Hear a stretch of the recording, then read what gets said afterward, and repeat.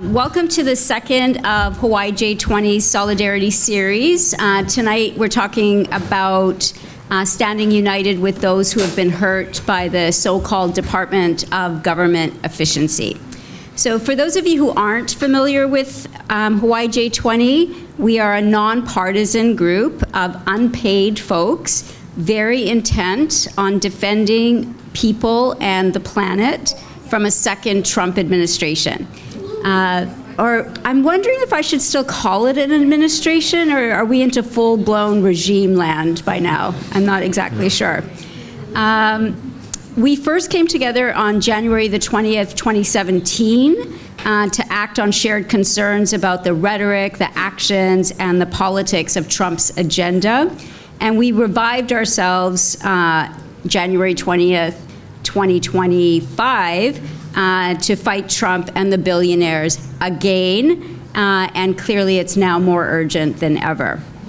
We very much welcome anyone who wishes to join us in collective action, and if you haven't already, please put your name and contact information on one of the sign-in sheets so we can stay in touch with you and let you know what's happening.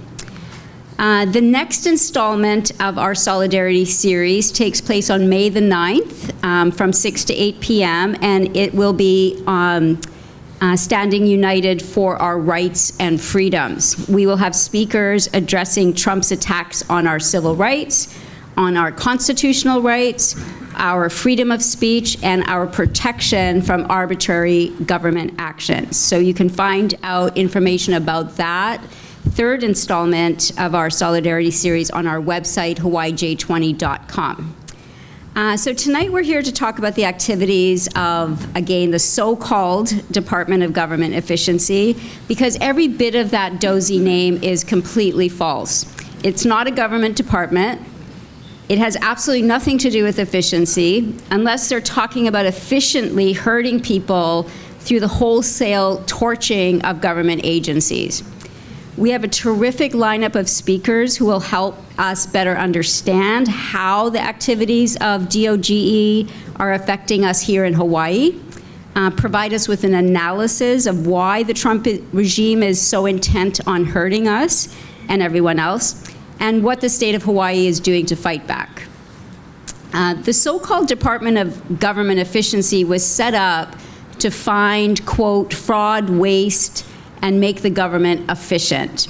Instead, a small band of D.O.G.E operatives have been dispersed to almost every federal agency and have access to every federal data set, including our personal and financial information. They have exaggerated wildly and willfully spread lies about the exceedingly small level of fraud and abuse of government services. They have mocked and taunted those whose ability to keep living in their homes and put food on their tables, to keep doing the important work that they do to fight cancer and intimate partner violence, give us warnings about catastrophic weather events. They have mocked people whose very lives are in jeopardy because they've lost a paying job or missed a Social Security check. All this talk about rampant fraud in federal agencies, and especially in federal social services like Social Security, is familiar.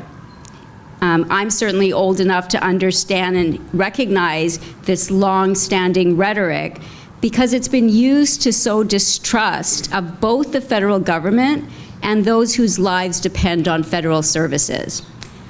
Talk about fraud is always rampant when administrations are intent on gutting social services that we and those before us fought long and hard for.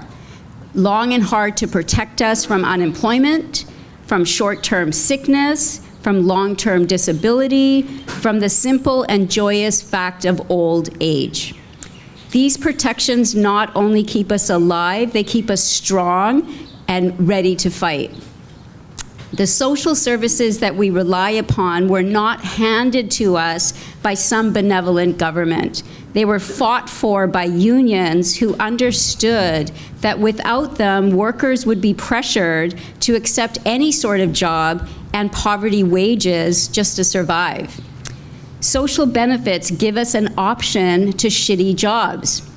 They were also fought for by social reformers distraught at the high levels of poverty of children, of seniors, and wanted to ensure that people were taken care of. They were fought for by women who know that raising a child and taking care of a parent is work, real hard work. The Trump regime has taken these hard-won protections and relabeled them handouts to the supposedly undeserving. Trump's rhetoric doesn't come out of nowhere. Think back to Ronald Reagan's infamous and completely fabricated welfare queen. Reagan mobilized the long-standing racist stereotypes about black women to justify the gutting of welfare, a crucial last resort for people. Miserly from the start, a welfare payment was nonetheless the difference between having shelter and being houseless, between eating or starving, between staying in an abusive relationship or leaving the abuser. Reagan's lies about welfare queens bankrupting the federal government took hold in people's imaginations. We weren't effective in countering that rhetoric. After Reagan, Bill Clinton swept in, promising to, quote, end welfare as we know it. And he did exactly that. In the process, not only were people receiving social services demonized, they were abandoned to the whims of capitalist markets. Trump and Musk's D.O.G.E. is here to finish off the job. They lie about hard-working government employees being lazy and self-serving. Trump's Commerce Secretary, Howard Lutnick, dares to tell us that only a fraudster would complain about having their Social Security cut off. Let us be very clear on what they are doing. By gutting federal agencies, they are gutting our protection from capitalist markets, labor markets, housing markets, food markets. Gutting federal agencies is a double whammy. It is a loss of employment for those who work for the government, and it's a loss of services, a loss of benefits, a loss of protections for everyone else. People without social safety nets face falling wages, lower safety standards, poor quality food and water. So let us not confuse the gutting of federal agencies cut by D.O.G.E. with small and more efficient government, another old chestnut of Reagan's. Trump is not after less government. He wants to strengthen that part of the government that can jail us, deport us, kill us. The military budget and the budget for ICE agents to tear people away from us is growing. Trump wants a government to police us and squash our civil liberties. The parts of the government that he wants to shrink is the part that keeps us alive and well.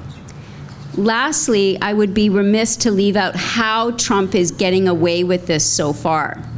D.O.G.E. rhetoric is especially focused on anti-immigrant politics.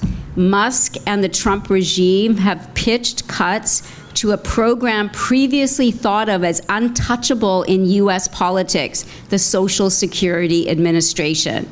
They're telling us that it's necessary now because Musk says that undocumented immigrants are fraudulently accessing hundreds of billions of dollars worth of entitlements, including Social Security, Medicaid, and disability programs, as part of a Democratic scheme for votes.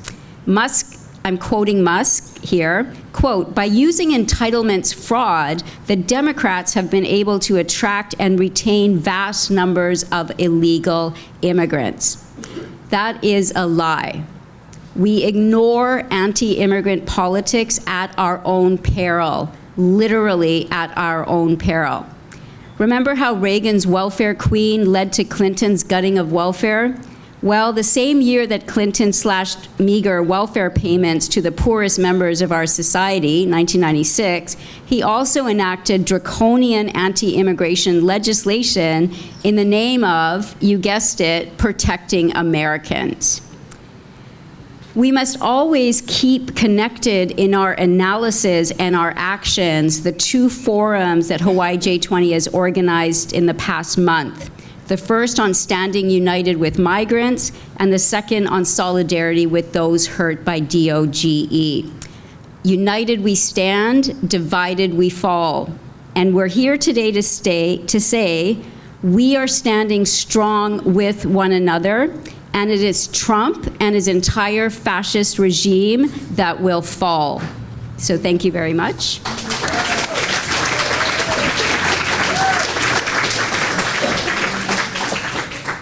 And now for what you've been waiting for, our three fantastic speakers. I'll introduce them in the order that they will be speaking tonight. Our first speaker is Devin Thomas from Hawaii Appleseed. He is their senior policy analyst on taxes and budget. He will be followed by Manfred Steger, who is the professor and chair of the Department of Sociology at UH Mānoa. The author of numerous books with a focus on globalization, especially as it relates to ideology, which he will be talking about tonight. And lastly, but not least, we have David Day, who is a special assistant to the Attorney General of Hawaii. He is the lead counsel in 11 cases against the Trump administration, including multiple cases involving the D.O.G.E. So help me give a round of applause for our fantastic speakers. And Devin, take it away. Okay. Thank you very much. You know, D.O.G.E, D.O.G.E, whatever you want to call it, it's received a considerable amount of criticism. That's putting it lightly, right? It represents a pretty corrosive idea that government and all the programs and services that it provides are a waste and should be pared back to make room for more private investment, right? For lifting up those struggling corporations. And I want to reiterate the point that this is not a new idea, right? This dates back decades, actually, to the 1940s and 50s, even further back. And it's part of a larger undercurrent, right? It's an undercurrent that we see at the county, state, and federal levels, not exclusive to Elon Musk, to D.O.G.E, although they are a pretty big component of what's happening at the moment.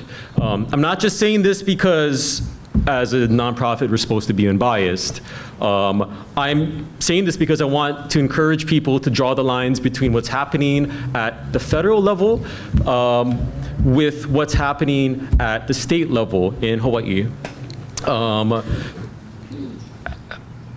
You know, also, I'm not an expert at federal policy. That's not typically our domain of expertise at Hawai'i Appleseed. We do try to advocate on occasion for certain policies, but there are folks who are far better equipped to talk about that than me. But I will get into that a little bit.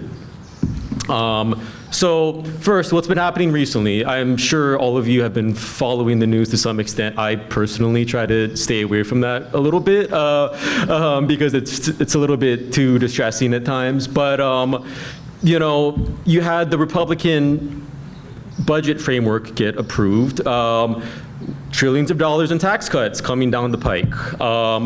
A debt increase of 5.7 trillion potentially. This is going to be happening over the next 10 years if all this comes to fruition. Naturally, that's going to require what? Program cuts and spending cuts totaling, I think, 1.5 trillion was the latest number that I heard. So this is what we're currently contending with, right? And as for D.O.G.E, they are certainly doing work of their own. They are aggressively pursuing DEI spending, which they have identified as a threat, woke mind virus that Elon is obsessed with. And you've already seen this in terms of contracts for the Department of Education, $881 million relating to DEI, right, getting thrown out. And then other contracts with millions of dollars in contracts being targeted across other agencies as well. And I don't have to explain to you how this could affect Hawaii, because it already is, right? You have pressure now on educational institutions to abandon their principles, abandon their commitment to students who are of many different beliefs, backgrounds, and stripes. So this is real, this is happening right now, and you all are seeing it. I don't have to explain that to you, I think, quite so much. And then let's also talk about our state budget, right? In fiscal year 2024, we got $4.6 billion in federal funds. That's like 23% of our budget for a year. Anyway, $3.5 billion of that would be at the greatest risk of getting cut. And that includes Medicaid, which, you know, is funded with $2.2 billion from the federal government, followed by SNAP, $895 million. So, you know, SNAP feeding families in need, helping them remain economically secure. These things should be no-brainers as a societal good, but obviously not everybody shares the same values. And that's all to say that you all are doing the work already, from what I understand, of fighting back against these trends. You are making your voices heard, attending protests, in a lot of cases lobbying your legislators to take action and to publicly oppose all of these horrific things that are really coming down on us all too soon. But, I mean,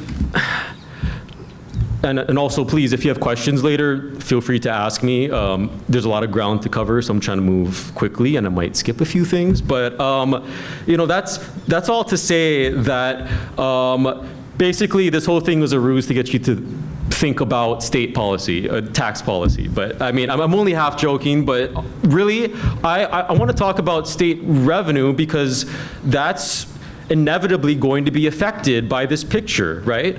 Because what happens when our state loses federal funding, or when it's at risk even, right? Just the very thought of that happening can have a lot of downstream effects, because so many thousands of local residents depend on state services and programs for basic economic support. And we have to be thinking about those people.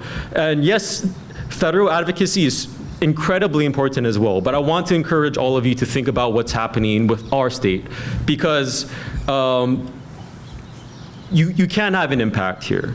And I think that ideally, you know, we can sort of have a rising tide, a rising movement that is spread out across local, state, and federal levels of policy.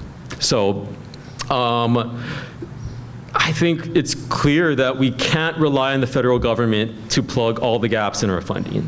The federal government is not the most reliable actor at the moment, and who knows what the next several years will bring, right? We can hope, we can fight to the best extent that we can, but nothing is guaranteed. So the state of Hawaii already has a ton of underfunded priorities as is. I mean, there's a laundry list, right? Climate change, social services, houselessness is as endemic a problem as ever. We have two options: either cut spending or raise revenue. And, you know, as a progressive organization, we will always advocate for raising revenue on those who can pay. I know taxes are never going to be a popular conversation. Nobody wants to raise taxes. No one wants to talk about it. It's one of the first things that gets people riled up about state policy, or any kind of policy really, because for a lot of people, taxes are synonymous with, I'm going to pay more, which in a lot of cases is going to be true. But we want to focus really the attention on raising taxes on corporations and individuals who can afford to pay taxes, because there are plenty of those around. And I would like to give like a few options towards the end of this on how to do that effectively, I think. But this whole picture is also complicated by the fact that our state passed some pretty huge income tax cuts, which you may have heard about in the news. Which sounds like great, right? You know, like, okay, let's give away money that our state government supposedly doesn't need. We think they might need that for some things. What happens though is, okay, if you don't carefully weigh what you're doing, then you might blow a hole in the budget, which has been done. And by the year 2031, whoops, you might be losing 1.5 billion nearly in tax revenue because you gave taxes to people who may or may not need. I'm trying to moderate my feelings on this because I don't want to target any specific people, but that's all to say that really our state's financial picture is not looking too great, despite what some people are saying, and there's going to be a reckoning eventually. It's only a matter of time. We can only, you know, stick our heads in the sand for so long before this comes around and bites us. So, again, if you have to raise taxes, then let's raise them correctly. There are many options to do so. Let's raise taxes on out-of-state folks who are coming here and doing speculative investment, raising the price of real estate, people with second homes who live in California half of the year and rent out their Airbnbs. That's fine if you want to do that, right? But I think most of us probably agree that they should be paying a little bit more, especially because property tax is super low. And all the trillionaires who have huge mansions and bunkers here. Yes, that's also true. Let's not forget that there are plenty, relatively a few billionaires around who have part-time residences in the state. One of them owns an entire island. That's pretty ridiculous, right? So how did that? And also, that guy did not pay taxes when he purchased that because he transferred through. There's a loophole. Anyway, so there's plenty of people that we could raise taxes on without hurting actual local residents, without hurting Auntie who has like a $1 million home and is living off of, Social Security and help from her family. No, we're not trying to hurt people who are low to middle class and even a lot of higher class folks. We want to focus on people who are extracting wealth, right? Like multinationals. So I don't want to bore all of you with too many of the details here, but something like road-wide combined reporting, I can give you guys details later after this if you want to know. But that's, corporations are taking money out of the state because they have offshore tax havens, right? So they can shuffle money around, make it seem like they're profiting less than they really are in the state, and they just shuttle their money to the Bahamas or something. So they're taking money out of the state, and we think that that's a bad thing. Road-wide combined reporting used to be a thing in the 80s before corporate lobbyists pushed back against it and basically got it abolished. Only Alaska has like a remnant of it, which they do on oil companies. So that's an option. That could raise at least 85 million and like probably more because we don't even know the full extent to which these corporations are taking money out of the state. It's more than we think, most likely. 85 million at the very least that we could. What did you call it? Road-wide combined reporting, which is not the best name. I didn't choose it. Road-wide combined reporting. Road-wide. Like across the globe, road-wide combined reporting. Yeah, that's the one.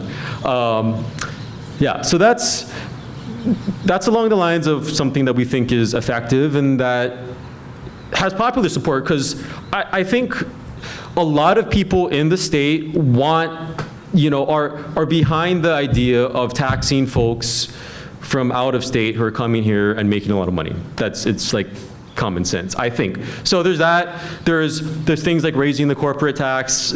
I mean, listen, taxes are boring, I get it, but I just want to get you all thinking about practical ways that we can shore up the state's funding. Because really, this is one of the only options that we have. And if I just get any of you to start thinking more about that, thinking more about how progressive taxation can preserve services and like lift people up, then that's all I'm trying to do here, right? Because I also think that taxes are super boring if you don't look at what the end result is going to be, right? It's not like what the ingredients in the brownies are, it's what the brownies are going to be. And the brownies are going to be things like universal basic income, where everybody just gets the money they need to survive. That's going to be actually preparing our state for the impact of climate change, right? Not just throwing a few million as problems arise, or trying in vain to save houses along the shoreline that are doomed. So let's really invest in the needs, right? Let's meet the need instead of just keeping things trucking along towards like imminent disaster, I think, right? Because let's think long term. Let's not just think, over the next few years, which are going to be very bad, but policy takes time, and I know that all of you are here because you care, and I just want all of you to be, just mindful of that, and I would urge all of you to please just think beyond, what's happening with D.O.G.E, what's happening with the Trump administration, and sort of think about what is also happening around you as well, and how all of that interacts, because that's all important, I think. And yeah, that's pretty much it for now. Thank you.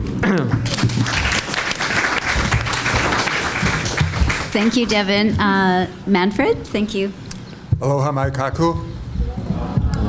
I want to start by mahaloing Nandita for inviting me to speak, and of course my fellow panelists. But my biggest mahalo goes out to all of you to come out on a Friday night, which is a real commitment. I think the kind of commitment that we need in these difficult and troubled times. So thank you.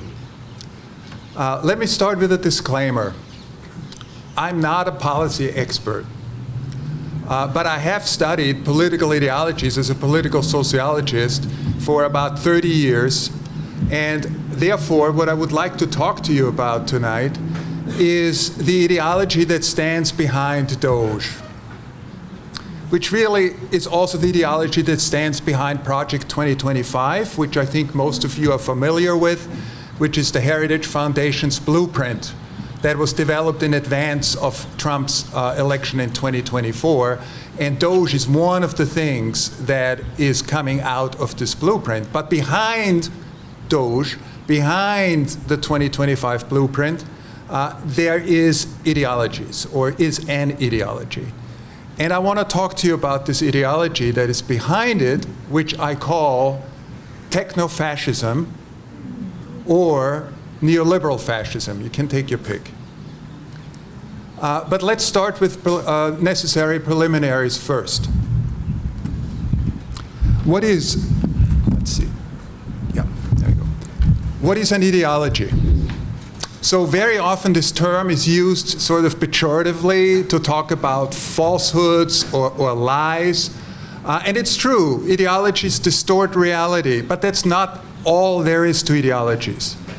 Think of ideologies as shared ideas and norms and values that are accepted as true by significant groups in society. And if we think about ideologies that way, you notice that we can't get away from ideologies, because ideologies are like mental maps that help us navigate our complex political environments. So we are ideological beings. And because we are ideological beings, it really matters which ideology or ideologies societies adopt. So I think we can now tackle this society that's in the process, I think, of being shaped and adopted. And unfortunately, the election already is sort of a sign that there are sufficient people who are attracted by this ideology of technofascism. Now, I would argue that technofascism is really made up of three components, or it's a confluence of three ideational currents, let's call it that. One is fascism, obviously. The second one is neoliberalism. And the third one is, that's a sort of an awkward term, let's call it technocratism. And for the remainder of my talk, I would like to talk to you about these three components. So let's start out with fascism, which, by the way, comes in many varieties. We're all familiar with the 1930s Italian fascism, German fascism, Spanish fascism, Japanese fascism. And a lot of people are saying, let's not throw around this word fascism too easily. This is really just about the 1930s, and after World War II, we can't really talk about it. I don't think so. And I'm trying to convince you that that's actually false, that we should call it what it is, this ideology behind D.O.G.E, behind Project 2025, it's fascism. So let's take 10 characteristics that most students of ideology would associate with fascism. And let's see how it sort of works out with Trumpism, with technofascism. So the first criterion is irrationalism. So think of Trump's lies, think of conspiracy theories, think of fabrications, the unwillingness to discuss rationally, particularly think back to his appearance in the debate with Kamala Harris. Think of things like Haitian immigrants eating cats. I think there's a pretty good case to be made that there's a lot of irrationalism there. The second criterion is social Darwinism, right? The idea that only the fittest survive, and that is a natural principle that also applies to societies. Well, think of Trump's zero-sum worlds of winners and losers. That's the world that he lives in which only the winners go on to greatness. So it's the sense that there are a few winners, a few great people, and the other select ones, and they are the ones who really should sort of push society forward. The third characteristic is extreme nationalism and militarism. So, of course, make America great again, America first. But there are also really interesting titles of executive orders and policy blueprints that this administration has adopted. So one of them, for example, is called the New Foundation of American Greatness. And on it goes. So again, I think we can all agree that there's a pretty extreme nationalism as part of this ideology. The fourth is the use of paramilitary violence, which we're all familiar with Hitler stormtroopers, for example, right? And we are seeing the beginnings. I'm just thinking of January 6th and the insurrectionists. The fifth characteristic is leadership principle, absolute loyalty to the leader, one leader. I alone can fix it, right? I'm a stable genius. I'm king. Literally, that's what he said.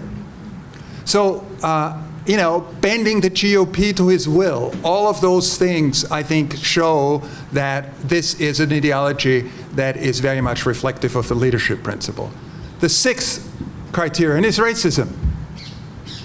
So, think of neo-Nazis in Charlottesville, right? They're good people on both sides, he said. Think of Mexican rapists, the demonization of critical race theory.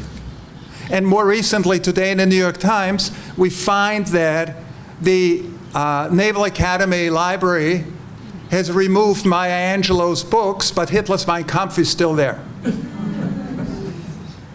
The seventh characteristic of fascism is misogyny and traditional patriarchal values. So, of course, we all can think about Trump's nasty women, grabbing women by their genitals, his abortion views, and so on. These public abortion views, of course. The eighth is anti-communism. So, the demonization of Bernie Sanders and the AOC is portrayed as crazy communists. Attack on left-wing academics who are being portrayed falsely as communists. So it's sort of this return to the 1950s McCarthy era of a witch hunt and communists being infiltrating our country everywhere. The ninth criterion is state superiority. So this is the sort of administration's doctrine of executive absolutism, right? The executive power, the president, is the strongest power, and in some cases, and we'll see, hopefully I'm wrong, it will override the separation of powers and maybe ignore what the courts have to say. And the final characteristic of fascism is territorial expansion and acquisition of land by violence if necessary. Think of the Panama Canal, think of Greenland, think of Canada, and so on and so forth. And if you think that he's joking about Greenland, he is not joking about Greenland. I can guarantee you that he is extremely interested in acquiring that in probably less than 12 months. Okay, so in short, Trump's techno-fascism meets all of these 10 criteria of fascism. That's why I call it fascism. The second component of techno-fascism is neoliberalism, which also comes in many varieties.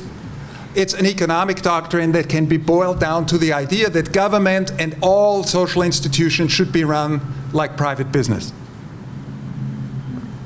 So, in order to achieve this goal, neoliberalism wants to sort of get into power, into the state, in order to sort of dismantle certain kinds of institutions, which again reflects what's been happening with D.O.G.E. We can call it ungoverning, the deliberate effort to dismantle the capacity of government to interfere with the free market economy, particularly the sort of big tech corporate economy. There are three basic principles in neoliberalism which boil down to what's called the DLP formula. D stands for deregulation of the economy. L stands for liberalization of trade, and this is where Trump has a sort of a problem, and I'll get back to that. And privatization of state-owned enterprises or privatization of any sort of common good. And here, of course, we can think about the privatization of prisons, of education, of space exploration, of waste management, of water delivery, of the post office, and so on and so forth. So DLP, deregulation, liberalization, privatization, runs on hyper-competition. It promises to eliminate bureaucratic red tape, increase efficiency, so-called efficiency and productivity, improve quality of products, reduce costs for consumers and taxpayers. So again, I think that maybe with the question of liberalization of trade, which we get back to later, it pretty much fits the bill. Third component of techno-fascism is technocratism, which is the belief, the anti-democratic belief, that there is to be or there should be a rule by technocratic experts who are the smartest and best members of society. So Plato's philosopher kings become Musk's tech kings, right? Now, that means there is an autocratic rule by technocrats. There are early technocratic movements in the 1930s, interesting, because that matches with fascism. In Japan, for example, in the 1930s, when Manchuria was taken over, Japanese technocrats were sent to Manchuria in order to set up a technocratic industrialization of Manchuria, a technocratic role. But there are also roots in 1930s, the United States. So for example, I don't know how many of you know, Musk's grandfather, Joshua Haldeman, was in the 1930s one of the leaders of a political movement that was called technocracy. And it aimed to replace democratically elected officials and civil servants in the US with an army of scientists and engineers. They called themselves the technate. And their members supposedly all were required to no longer have ordinary names, but a combination of names and numbers. And as we all know, Musk's is, I would say, the current form of the technate, and one of his sons is called XAEA-12. Technocrats like Musk believe that liberal democracy has failed because it is based, he thinks, on the false principle that all humans are created equal. What is needed to unseat liberal democracy, once again, is ungoverning, the creative destruction of existing liberal administrative state institutions. The ultimate goal is to replace regular processes of governing with the personal rule of technocrats, politicians. And I want you to really remember this, because a lot of people say it doesn't make sense what he's doing. Why is he destroying all of this?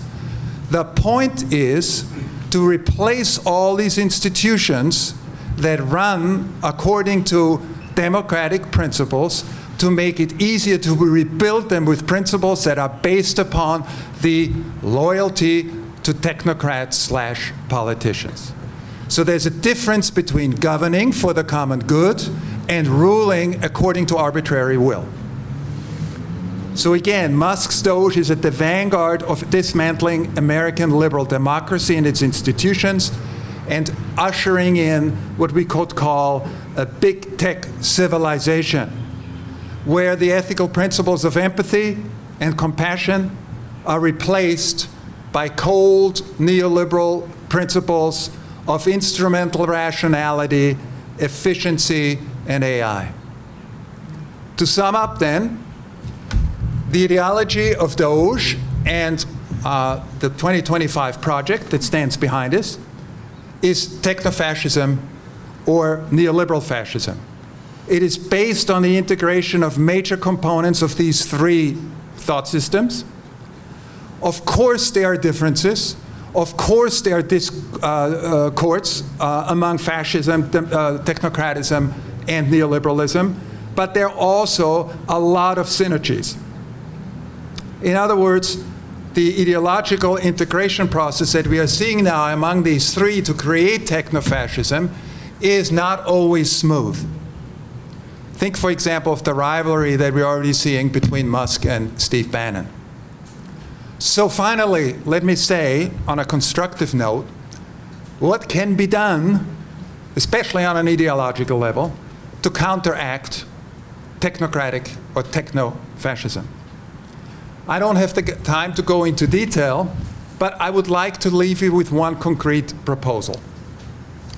Liberals, progressives, egalitarians, straight out emphatic or compassionate people need to exploit the fissures and the contradictions that are being created now by this integration process that is happening in techno-fascism, this rocky integration. As the Italian anti-fascist politician Antonio Gramsci urged in the 1930s, we need to recreate a vibrant civil society based on broad-based solidarity rather than narrow identity thinking. In such an anti-fascist popular front, new narratives and ideas would seize on these contradictions and fissures of techno-fascism's process. Take, for example, this is the final example, the current global tariff disaster ushered in by Trump. His over-reliance on economic nationalism, which angered his neoliberal and technocratic friends. This is one of techno-fascism's many weak integration points that beckons to a democratic left to launch a counter-narrative that appeals to large segments of working people. And techno-fascism has many more weaknesses that lend themselves to relentless ideological counterattacks by all of us, a democratic multitude. Mahalo.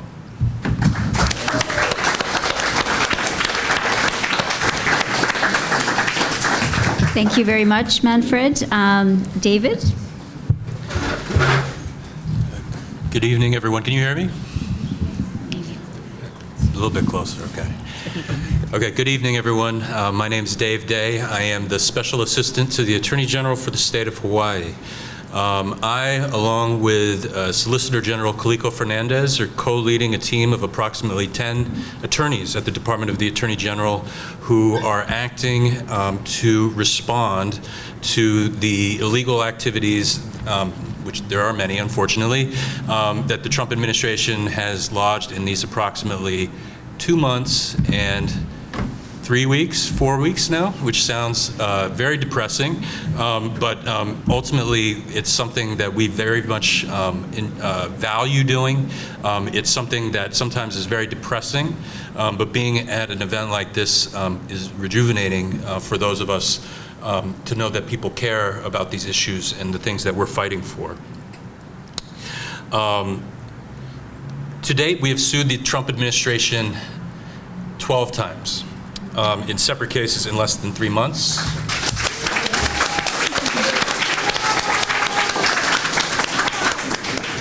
That's not something that we set out to do. It's not like we're looking for trouble or looking for a fight. It's just the fact that this is what's been presented to us. I'm counsel for the state of Hawaii in 10 of these cases, which relate to what I'll call direct D.O.G.E. cases, or those that are D.O.G.E. adjacent, and those relate to the philosophy or policy underlining it. These all concern basically 3 major concepts. The dismantling, the illegal dismantling of congressionally authorized government agencies, the illegal freezing or termination of federal grants or funding streams to the states, the counties, and nonprofits, and the illegal suspension or termination of federal employees. Before I get into the specific cases that are these what are these D.O.G.E. cases, I'd like to sort of frame it within sort of my understanding and what I've learned in litigating these cases against the United States Department of Justice, and sort of the lessons that I've learned. And so first, I'd just like to kind of begin with a parable. And I'd like to begin by referencing a famous Russian trope. This is something that existed both in the imperial days and even today. And it regards something in literature and otherwise about how Russian peasants viewed the Tsar. And people would say, the peasants would say when they're having some problem, the Tsar he's this holy and just man, the holy Tsar. But he's being misled by his advisors and the nobles and the boyars. And they are leading him astray. If only we could speak to the Tsar, he would give us justice. In reality, though, as we know, the Russian emperor and the empress were autocrats. And but they used this myth to their advantage in terms of allowing them to deflect the criticism that was going to be bandied about regarding the problems inherent in their regime. And now, just to be crystal clear, by this I am not implying by any means that the president is holy or just, like in the trope. As with the Russian emperor, it's quite the opposite. But I do wish to demystify and deconstruct this so-called Department of Government Efficiency.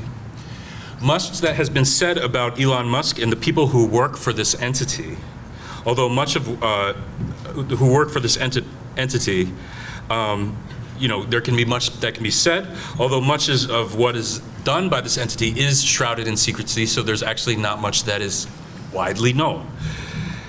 But I wish to begin by stating a truism, that whatever Elon Musk's objectives, and however callous the manner he executes those objectives, it is done in the name of the president to effectuate his political agenda.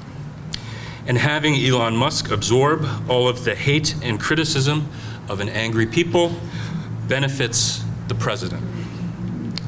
This is not a political opinion. It is inherent in the legal document that created D.O.G.E. or D.O.G.E. The so-called Department of Government Efficiency was created on day one of the Trump presidency by an executive order on January 20th, 2025. The purpose of the executive order was to, quote, establish the Department of Government Efficiency to implement the president's D.O.G.E agenda. D.O.G.E is established in the executive order, established in the executive office of the presidency, and is again, quote, dedicated to advancing the president's 18-month D.O.G.E agenda, end quote, with the D.O.G.E's existence to terminate on July 4th, 2026. This is why just listening to Professor Steger's presentation about the ideology about this is important. Because this is why, because what I view D.O.G.E. first and foremost is not a department, it's not Elon Musk, but it's the president's, quote, D.O.G.E agenda. And what does this consist of in reality? I'll leave the sociology professors to debate what the philosophical underpinnings of these are. But this is how it manifests itself in reality, on the ground, and with real-world impacts. Perhaps its most definitive feature is that it is entirely and completely opposed to unions, workers' rights, and the dignity of federal civil servants. This manifests itself in multiple ways, from the closure of agencies, to massive rifts or layoffs, to the invocation of arcane provisions that prohibit government employees from having union protections. Anybody who's working or who knows and has contacted these unions who represent government employees know that those unions are being absolutely routed right now. And it's through no fault of their own, but they are facing it on every single front, perhaps more than anybody. It is then, the second feature of this is the indiscriminate freezing or termination of congressionally appropriated government grants and funding streams to states, to counties, and to nonprofits. And then finally, it is the slashing of regulations, particularly those that are intended to protect the public or the environment from harm. In many ways, the government and the principles of D.O.G.E, for people that I believe are in this room, is that everything that once was good is bad, and everything that once was bad is now good under the new regime, or the new administration, excuse me. So given the time limitations, I'm going to focus on a few cases, although we have 10, and I'm happy to speak of it. We do have 2 cases which I'll call direct D.O.G.E cases, which I'll just briefly go into. The first one is filed in the Southern District of New York. It was at the early stages of D.O.G.E when Elon Musk and others were attempting to go into the Treasury. And we obtained a preliminary injunction against him doing that. The second case is a case called New Mexico versus Musk. This is in the District of Columbia. This is one that's a direct challenge to Elon Musk's legitimacy. And the argument is that he is an unelected and unconfirmed individual exercising the powers of somebody who needs to be confirmed, appointed by the president, and confirmed by the Senate. And the relief that's being sought in that case is essentially to invalidate the actions of D.O.G.E. But I think that those, even though these are direct actions regarding D.O.G.E, again, I do not believe that the entity itself is the issue, it's the underlying policies. And so what I'd like to do is discuss some of the most significant cases which I believe reflect the D.O.G.E policies. Perhaps the most important case currently in the defense of state interests throughout the nation is a case which we refer to as the OMB case. It's entitled New York versus Trump. Hawaii is a plaintiff in this case. It addressed on January 27th the memorandum of the acting director of the Office of Management and Budget. And there's much to unpack here, and so I'm going to quote a little bit from the memorandum. What it said is financial assistance, quote, financial assistance should be dedicated to advancing the administration's priorities, focusing taxpayer dollars to, among other things, end wokeness.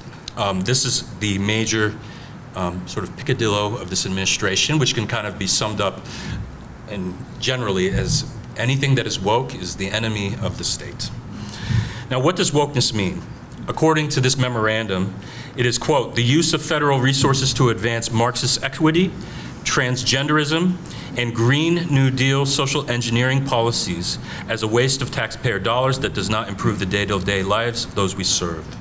It was for this reason that the OMB directed that all federal agencies must temporarily pause all financial disbursements to allow for the weeding out of money going to, quote, DEI, woke gender ideology, and the Green New Deal. And that was the basis for what happened the next day when we woke up in the state of Hawaii and basically every single federal funding stream that the state relies on was turned off.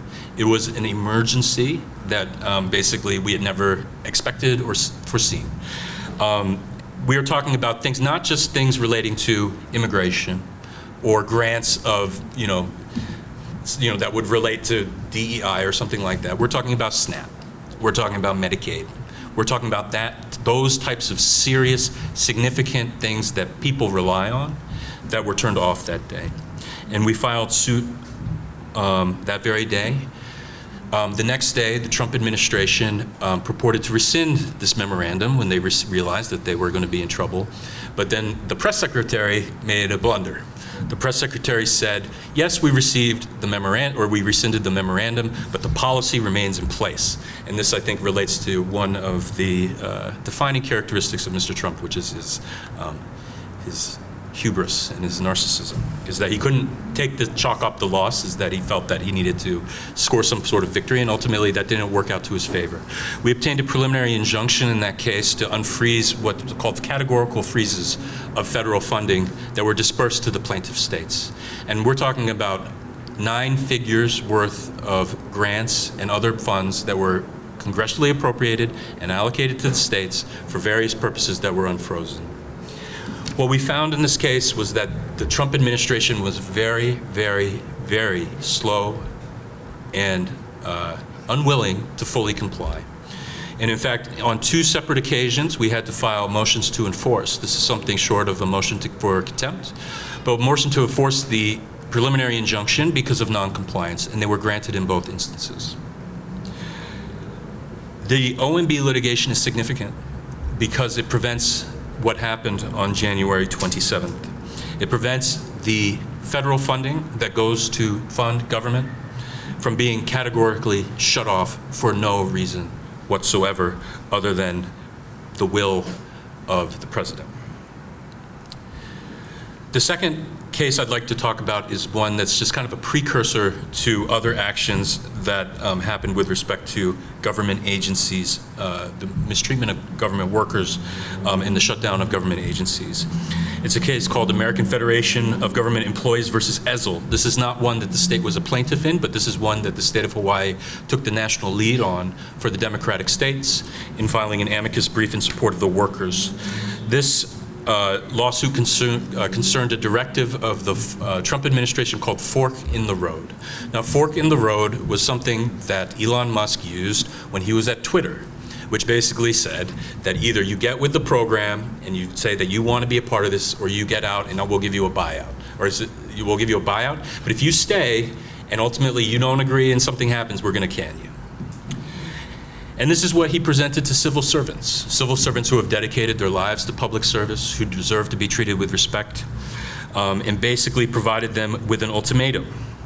One that said that you have 9 days to decide whether you want to resign and get a small buyout where you would basically not have to show up to work but get your salary and benefits for approximately 8 months, or probably get riffed and sent out on the street. This violates numerous legal principles, among others that federal employees are supposed to actually work to get their salaries. That's not something that was undone by this directive. Unfortunately, in that case, there was a standing doctrine issue that allowed, or that basically hindered the union's ability to move forward with their suit, and that directive did move forward. One of the things that was so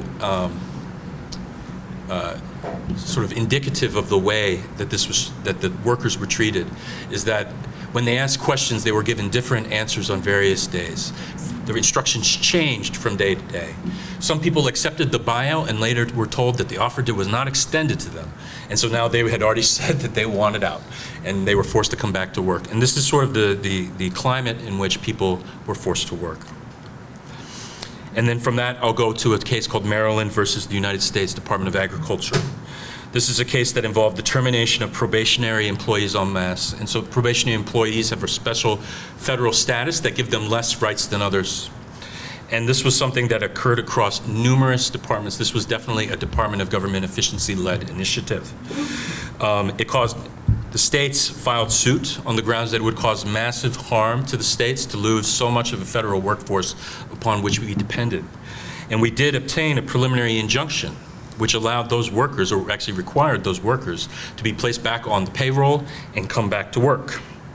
But in one of the first instances where something has gotten to the Supreme Court of the United States, in an opinion, not in our case, but in a related opinion, basically required that that be placed on hold, the preliminary injunction, such that since that time, those workers which had been brought back, many of them have been riffed again. And some may say that this sounds cruel, but I would note that the Trump Office of Management and Budget Director Russell Vought, according to a ProPublica video, had said this back in 2024. We want the bureaucrats to be traumatically affected. When they wake up in the morning, we want them to not want to go to work because they are increasingly viewed as the villains. We want their funding to be shut down. We want to put them in trauma. So the fact is that this is that what is happening to the federal workers in this country and the traumatic situation they are being put in, the impossible situations they are being put in, is not an accident. It is actually part of the plan. I have just two more cases I'd like to discuss. I know that I'm going to be running short of time. The first one is called New York versus McMahon, and this is a state that's being this is a suit that's being led by the Department of the Attorney General, along with the states of California, New York, and Massachusetts. And this is a challenge to the directives of the Trump administration and of Linda McMahon, the former pro wrestling magnate's wife, who is now the Secretary of Education, who instituted a 50% reduction in force at the U.S. Department of Education, which caused it not to be able to meet its statutory obligations. In numerous instances, student aid, funding for K through 12 education, services for students with disabilities, civil rights enforcement, and the like. Trump has called for the complete destruction and dismantling of the Department of Education, and the state of Hawaii is leading the national effort to stop this. We have a hearing on the preliminary injunction on May 25th, 2025.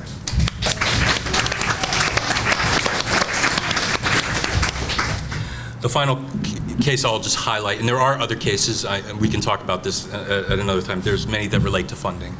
The last one I'd like to highlight is one called Rhode Island versus Trump. This is another state, or another case that Hawaii is a lead state on. We're leading this case along with Rhode Island and New York. It's a suit in the District of Rhode Island, and it concerns the complete dismantling of the Institute for Museum and Library Services, along with the Minority Business Development Authority and the Federal Mediation and Conciliation Service. We are seeking a preliminary injunction on the grounds that the dismantling of the Institute for Museum and Library Services is illegal as a congressionally authorized agency. It may be small, but I will tell you this, is what I have learned from this case, is that librarians, you do not want to mess with librarians. You just don't. There are many people who kind of, big law firms, and these big law firms cow before the power of this president, but the librarians, they are like, where is my battle axe? I want to go to battle. And I really want to really recognize as well the Hawaii State Librarian, Stacey Aldrich, who is a real supporter of this action, and who believes that library services are so essential to our islands. And the hearing on this is next week, April 18th, 2025, on the motion for preliminary injunction.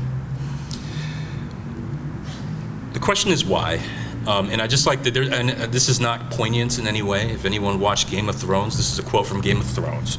But there was a, when speaking about power, about one individual, there was a character who said, this character would burn the kingdom to the ground if he could be the king of the ashes. In many respects, I believe that that is what we are seeing here, and there was an echo the professor's statements regarding this, is that this is about the dismantling of the democratic structures of this nation, about these things that we came to rely on and depend on, which apparently do not jive with this particular president's beliefs. And I don't know what that says about his beliefs, but I'll leave that to you. But ultimately, the Department of the Attorney General is working extremely hard to fight for the people of Hawaii, for civil rights, for the truth, for the rule of law. And I'm incredibly proud of our efforts. Thank you.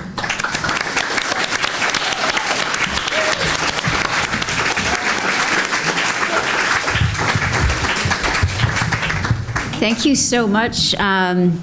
I'm sure all of you would agree with me that that was a fantastic set of talks. I learned a lot. So I thank you, Devin, Manfred, and David. That was really helpful.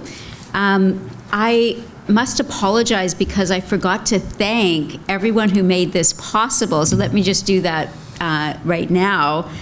First and foremost, Harris United Methodist Church, the Church and Society group, which is sponsoring us and hosting us tonight. Thank you so much. Harris has been a real friend of people fighting for justice and liberty, from Trump 1.0 to Trump 2.0. So really, really thank you so much. Also, our other co-sponsor, which is Indivisible Hawaii. Thank you very, very much. And of course, all of the Hawai'i J20 volunteers. Without them, we would have no food, we would have no water, we'd have no chairs to sit on. we wouldn't be here. So if you could all stand up and let everyone know who you are and wave your hands. Thank you so much, everyone.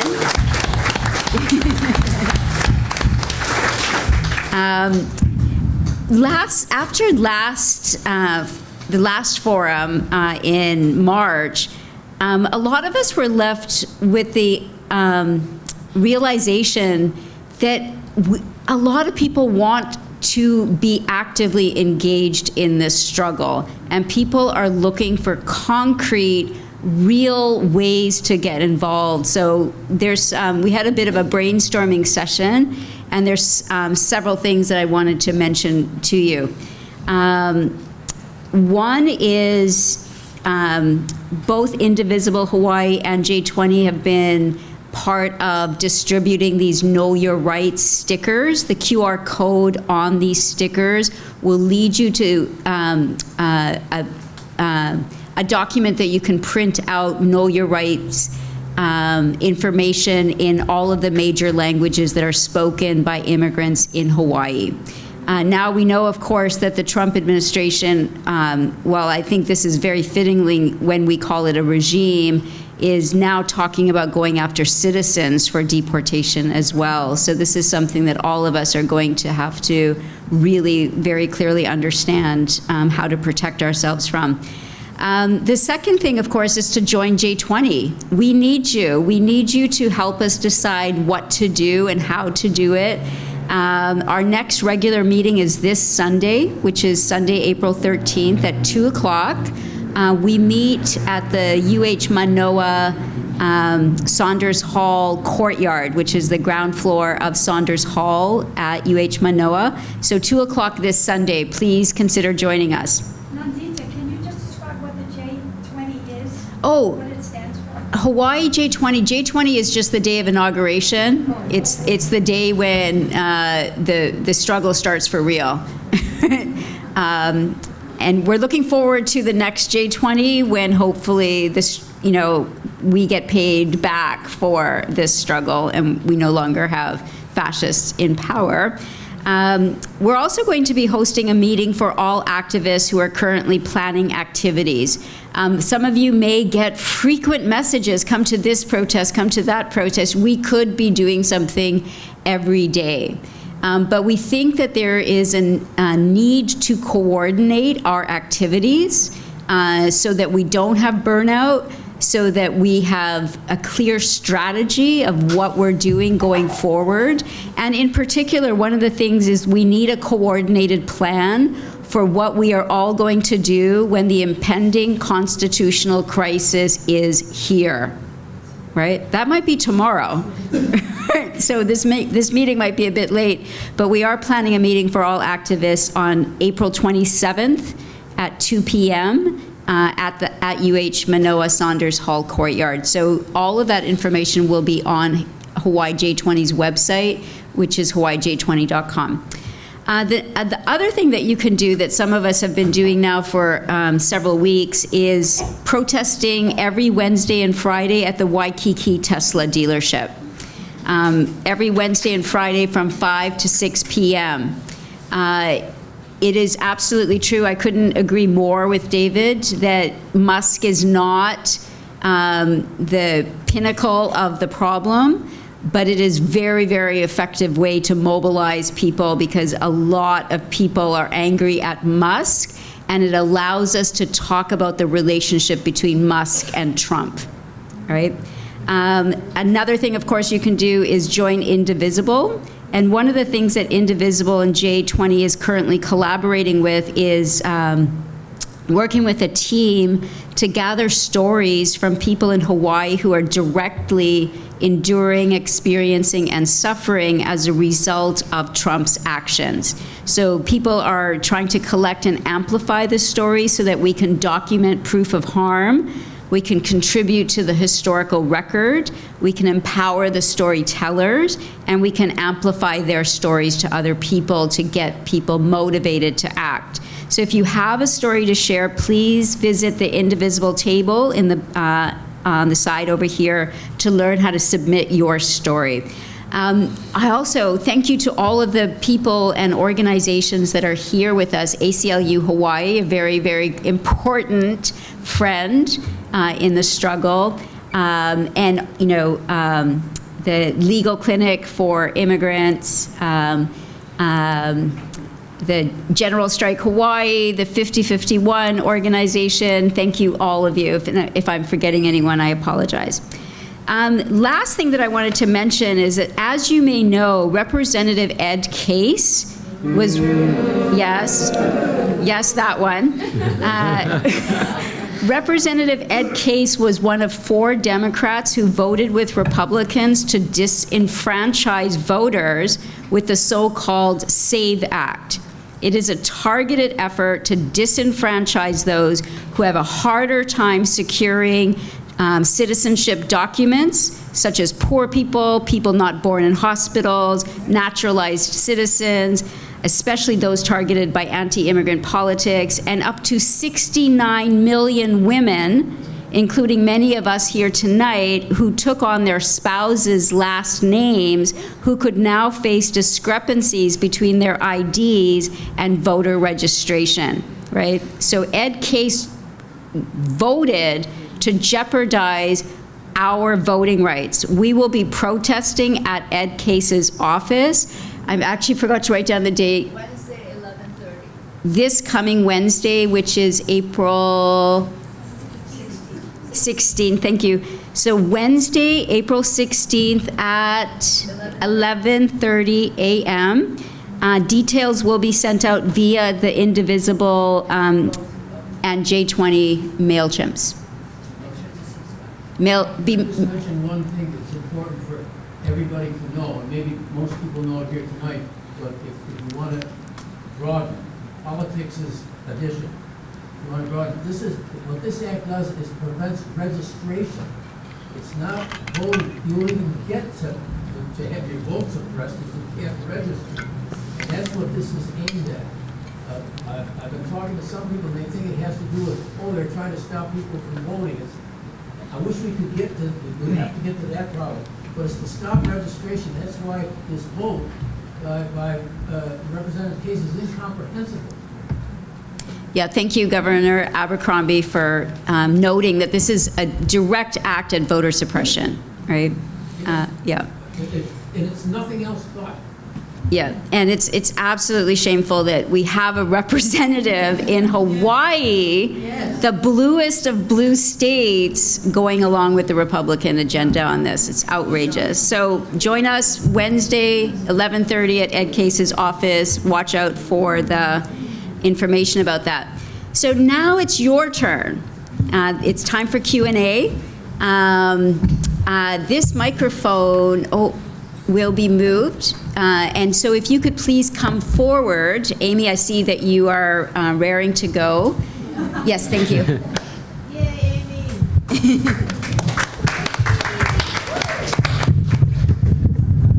I just wanted to give the details about that nitwit, Mr. Ed Case. Please join us on Wednesday at, is it 10:30?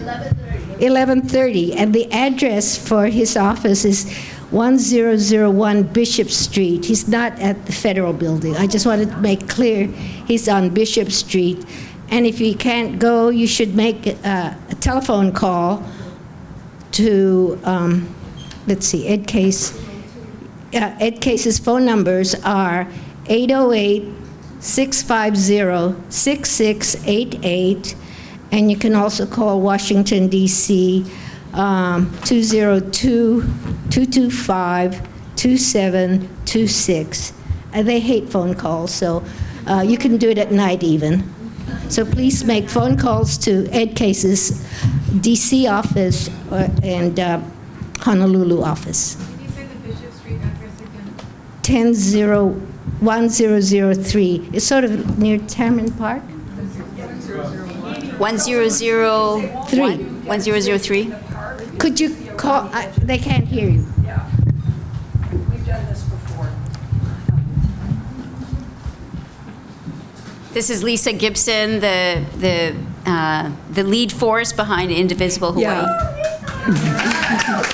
So we're going to meet there at 11:30. The security guys won't allow you to protest in Tamron Park, so we're going to be around the sidewalks. We're going to come up with some signs. Bring your signs. Ed is out of the country. He's not going to be here. So we may try and get a stick figure or something. Effigy, do I hear? And No. yeah, so I just wanted to say, gather around the edges. You'll see people with signs. Okay, thank you. And just before the next question, we have a donation box that we will be circulating. Feel no pressure to donate, but we would appreciate anything that you can help us to continue to organize these events. Thank you. Yeah, I have a question for David. How are the attorney generals? I think there are 20 or 23 of them. How are they organized? A lot of the cases, all of the cases that you said was Rhode Island versus New York versus. So how are the attorney generals organized nationally? Sure. So there are, in our coalition, there are 23 attorneys general from 22 states and the District of Columbia. This coalition is one of shared values and of shared beliefs and priorities. We meet regularly. The attorneys generals are in contact with each other on a regular basis about what is going on. The attorneys general staff, of which I am one, also meet and speak 5 times a week about all the issues that are arising at any given time, along with the pending litigation that comes up. There's a common interest that we have in all of this.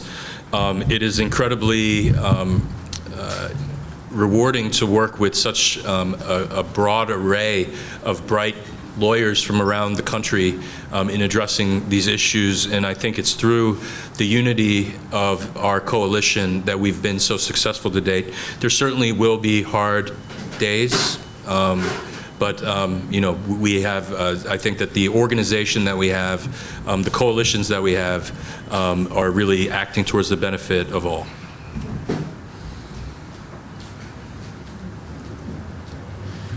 I am completely confused about how it is possible for DOGE to do what it's doing. He has no standing in the government.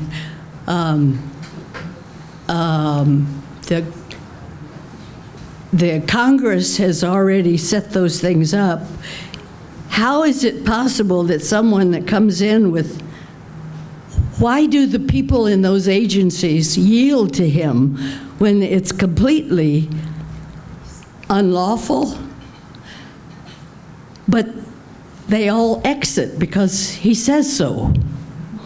Why don't they stand on what the law? I just can't understand it. So obviously I'm going to have to speculate about what would make somebody do that. It's not something that I would do. But whole agencies are... You're talking about the dismantling of agencies? Yes. Yes. Yes, we do believe that that is extremely illegal. And so when we're speaking about things like the Institute for Museum and Library Services, or even large departments like the Department of Education, I mean, that's unbelievable that we would be in a situation where something that is congressionally constituted has existed in some form almost since Ulysses S. Grant was the President of the United States. I think that that's one of the reasons why we filed suit in that case, is to challenge that.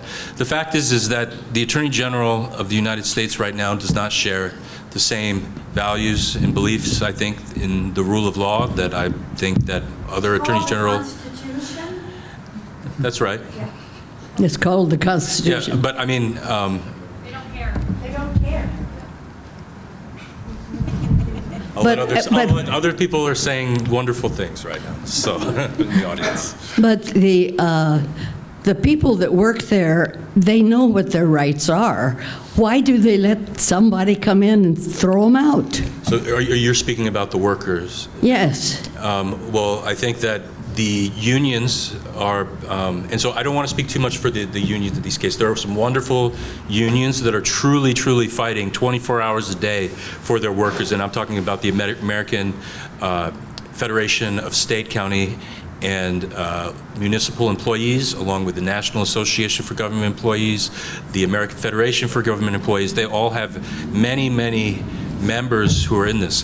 The fact is that there are certain laws that provide for RIFs. I think that they're violating it all over the place. They're doing their best. They are doing their best. It has been difficult for the unions so far in their legal challenges. Ultimately, if the states have limited standing, legal standing, when it comes to address issues regarding federal workers. That's something that's normally outside of our ken. I think that we have standing, and we actually achieved a preliminary injunction in a case relating to the termination of probationary employees. This was hundreds of thousands of government employees across 22 departments. But ultimately, the U.S. Supreme Court stayed that decision earlier this week, or their decision led to the stay of this. This is one of the many things that we as a coalition, we here in Hawaii, have to take note of, is the fact that the highest court of this country is not what it once was about 10 years ago. So, and that's a reality in our system of government, and certainly in the judicial system, that is just something that we have to confront and face, and there are going to be tough days because of that. Thank you. And I think very simply, if I can just add a footnote here, our political system has, as you know, 3 branches, and the executive branch was created for dispatch, for quickness. It can execute the laws. And if the president signs an executive order, it's an executive order that can be challenged by the courts, but the courts are slow and have to catch up with it. And ultimately, if the courts rule against him on that, and he defies the courts, then we are in a territory where we no longer have our Constitution that he swore to uphold, upheld. So the reason for why it's happening is because of the difference of speed by which these 2 branches of government work. Okay. David, to follow up on your last point a little bit, the United States Supreme Court through all of these cases that you and others are bringing, have the potential to radically reshape the country. And we do know that there's a 6-3 conservative liberal split. 3 of those justices have, in the very few cases that have come up, 1 or 2 of them have occasionally voted with the 3 liberals. At risk of asking you to disclose legal strategy, but just can you comment on any straws in the wind from the rulings thus far or from the past about what might happen and what might be the best approach to take in these cases? I think the best approach to take in these cases is to create the best possible evidentiary record in support of our legal theories. One of the things that we've done very, very well to date is to organize and mobilize the people who are affected by a given government action and be able to present their sworn testimony in the record. And so just as an example, with respect to the Institute for Museum and Library Services, we had multiple government agencies from the state of Hawaii that presented declarations in support of our motion for preliminary injunction. That was the state librarian, Stacey Aldrich. We received 2 declarations from the University of Hawaii. We received a declaration from the Friends of the Judiciary History Center, all of which is a museum, among others, that basically were willing to put their names in the record, which some people are very uncomfortable with because of fears of retaliation, but ultimately we're willing to stand up for this. And so what we do is we create the best possible legal record with the evidence. We do the best possible legal arguments that we try to frame in a way that will, we think, appeal to, not just the liberal wing of the Supreme Court, but others. And we use all our wits to try to do that. I'm not saying it's going to work in every occasion, but that's the challenge that we face, and one that we are willing to take on. This is a little bit of a 2-part question. One of the parts has to do with the actual adherence to what judges and courts advise or... Okay, one of the questions has to do with the actual adherence to what judges and courts adjudicate. And it's clear that Trump's administration, regime, has very little intention of adhering to judges, such as Judge Boasberg, who he's ready to impeach for ruling against him. And apparently this man who's sitting an innocent man who's sitting in San Salvador is still sitting in San Salvador, regardless of whether several judges have demanded he be returned. That's one thing. So that's one side of the perversion of justice here that's going on that I think is linked to another. And it has a lot to do with the law and legality and language.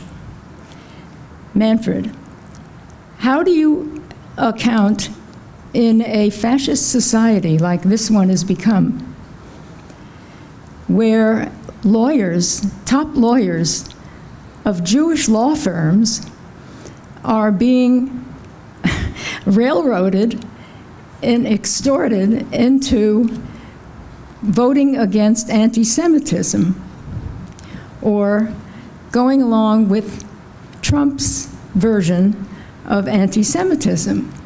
This is a regime which, as you just pointed out, is using Mein Kampf as its handbook. How does this work together with this very strange reasoning for closing down universities, law firms, libraries, bookstores, in the name of anti-Semitism, in the name of fighting anti-Semitism? Yeah, thank you for the question. I would repeat what I said is really, really critical to understand. We have to understand the difference between governing and ruling. So governing tends to be in our system, a democratic way in which we apply our laws, in which we build our bureaucracies, our institutions, and it is not dependent on the will of a single person or a small elite of rulers who rule according to their desires, not according to the common good. So what is happening right now is ungoverning. Remember that, ungoverning. Ungoverning is the process of destroying all institutions, or as many institutions as possible, that stand in the way of the arbitrary will of the ruler. Which means that any and all means will be used to achieve the goal of ungoverning. Anti-Semitism is one of those. It's a term, a blanket term, that is used out of the contest between Palestinians in Gaza and the State of Israel. That's the context. It is used as a hammer to ungovern, to implement the DEI agenda, to implement all kinds of other agendas that have nothing to do with anti-Semitism. So all fascists are interested in ungoverning, in replacing governing for the common good with the arbitrary will of the ruler to whom everybody has to be absolutely loyal. And all and any means are being used in this process, and this is what we are seeing here. It doesn't seem to make sense to us because we think these institutions are helpful. We know they provide programs that are important, that are vital for people's survival. But from the point of view of the ruler, they are standing in the way of his arbitrary will. He needs to replace them with, in the case of Hitler, Volksgerichtshof, People's Court. The People's Court was ruled in the name of Adolf Hitler and was just implementing whatever the will of the ruler was. So that is what is happening. Anti-Semitism is a means to ungoverning. And Manfred, may I just P.S. All this is done at the same time, chaos upon chaos upon chaos, flooding the zone. So we don't have time to process the travesty of 1 hour ago with the next one. I just wanted to add, just before you ask your question, I just wanted to add to the question that you had, Pearl, about why the Trump administration is, using anti-Semitism as the rationale for targeting people. I think it's really important for us to remember that what made anti-Semitism unacceptable was the fight against racism, right? Was the fight against Nazis, right? It was the realization after World War II of the horrors of the Nazi regime and the way that they used racism to legitimate or try and make sense of what they were doing, right? Jewish people were, quote unquote, an inferior race that must be eliminated for the good of the German nation, right? It was us, when I say us, I wasn't born then, but it was people like us, right? Anti-racist, people fighting for justice, who made anti-Semitism something that should not happen. So the other thing about fascists is that they change their scapegoats according to the time and place, right? Today's scapegoats were not yesterday's scapegoats. Today's scapegoats are migrants, people who are categorized as migrants. That category barely existed in the 1930s and 40s, right? That's the category of people today that Trump is going after, that today's fascists here in the United States and around the world are going after, right? Muslims. Right? Muslims are a major scapegoat for this administration and for fascists around the world, right? So it's a moving target. So we need to be as flexible as the fascists are in recognizing how things are moving, which is not to say that Jewish people are not under attack and that there is no more anti-Semitism. Clearly there is. Right? But it's the manipulation of something that we helped to delegitimize that they are now using to attack us again, right? So we need to be very, very flexible in our response. Hi, thank you. My name's Jill Warning, and I am going to do a two-part. I'm going to just give a little more information about the storytelling, and then I do have a question about how that relates to everything that you've talked about tonight. The storytelling initiative that was listed as one of the concrete things we can do came out of that intuition that empathy, compassion, and connection are so important. So I was very excited to hear Professor Steger say tonight that we know there are so many weak points in techno-fascism, and how you have some examples of how we can attack those. So I want to hear more about that, and just to share, when this is over and we're at the table, we're looking for stories, but also we have a very small team, so we're also looking for people who have skills in producing stories, in writing, Indivisible Hawaii. Yep.